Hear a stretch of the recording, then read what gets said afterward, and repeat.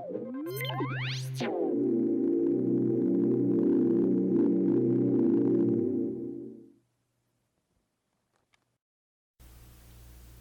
Michele Kunz here, and I'm here to talk to you, the new nurse, about getting your first job. And I've worked closely with nurse recruiters, so I think I might have some tips for you. So one is using the experience that you've had in nursing school in your resume when you go to approach an institution or a physician's office or a clinic or even visiting nurse services with your resume. So because you don't really have any real nursing experiences, and most of you probably do not, one thing that nursing graduates have been doing is putting down their clinical experience on their resume. But please make sure that you write down that it is your clinical experience, because you don't want to put things on your resume that are not real experiences. Although clinical experience is real, it's not job experience is what they're looking for. If you've done any volunteering work, that is part of your experience.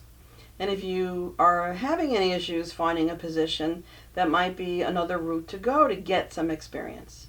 You can volunteer, and some institutions have mostly summer internships, externships, and sometimes they even pay you. Most of those positions are more like a nursing attendant or patient care associate. But that gets you, number one, in the door, and it does give you hands-on experience with patient care. So that is a great experience, and it's also great on your resume. Another thing you should do as a new grad is to look into getting back into school, and you should do that right away. There are a number of ways to go about that, and I'm, particularly talking about getting a degree. If you don't have your bachelor's, it's your bachelor degree. If you don't have your master's, that's the next step.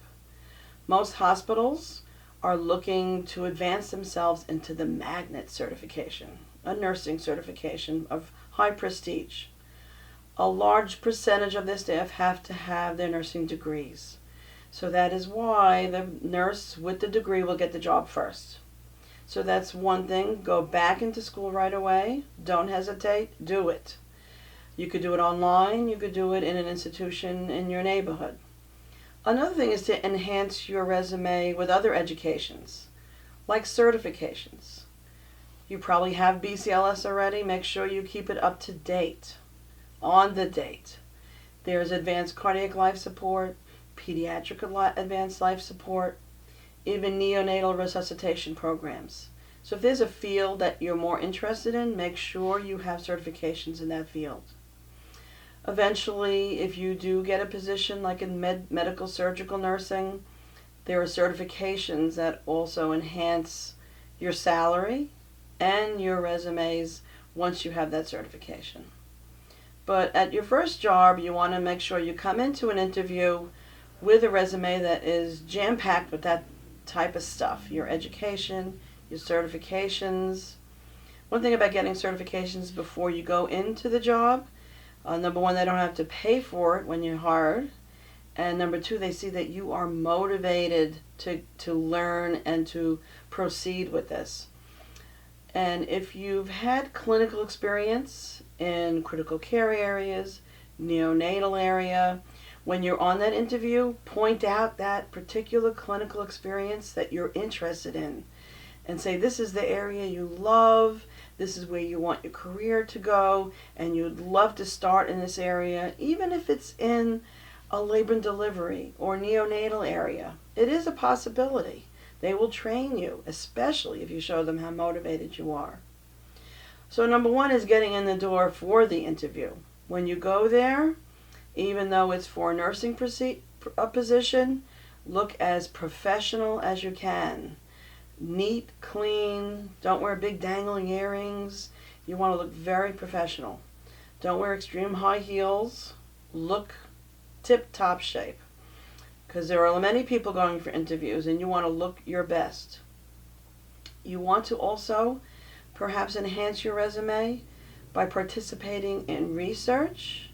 So if at your local school, even after you graduate, if there's some research they're doing that you could participate and get your name in and be able to write about it and talk about it, that looks great on a resume. It's that whole part of that magnet experience that they'll be looking for in you. If you can write an article and get it published, and it's not all that difficult, you can contact the journal, ask them what topics you might be writing about, and they'll give you guidelines on how to do it and help you through it. So you either find a topic that you want to learn more about or that you know a lot about. So you can do that and get your name in an article. It feels great and it looks great on a resume. So those are some of the things that get you in the door for an interview. And once you're in there, you're going to look great, you're going to sound great, you're going to offer yourself to come back if necessary, and always send a thank you note for getting interviewed. Whether or not you get the job this time, there might be another time that you want to say, I remember that girl or guy, but weren't able to hire them then. They might hire you in the future. So that's the interview process and application. If you can type your resume, type your application and send it in, it looks 10 times better than handwritten ones. Now once you get the job, congratulations. Now you have to go for orientation. Orientation is usually two parts. A classroom and then clinical. Always look your best for clinical orientation, but even more for the classroom. The clinical, they usually tell you what to wear, a uniform with scrubs, whether it's white shoes or not, but that you'll get when you're on the job, that information. But when you come into the classroom orientation, make sure you're dressed professionally every day. Be early every day, because this is what they're going to look for in a nurse who's going to have to clock in every morning or sign in every morning. Somebody that is on time, make sure they look ahead for traffic, and they're there early. Very, very important. Because you can get fired on orientation just by coming late once or twice. I've seen that happen numerous times, and you don't want that to happen to you. So get on there on time, be professional, and always participate in the classes. You might not know all the answers, but they usually give you a pile of papers. Take them home, review them the night before, so you can participate in conversations in orientation. So I hope you find those tips helpful for, getting your job descriptions and getting your resumes ready, and looking forward to getting an interview and a job. Contact me if you have any questions at michellekunz.com.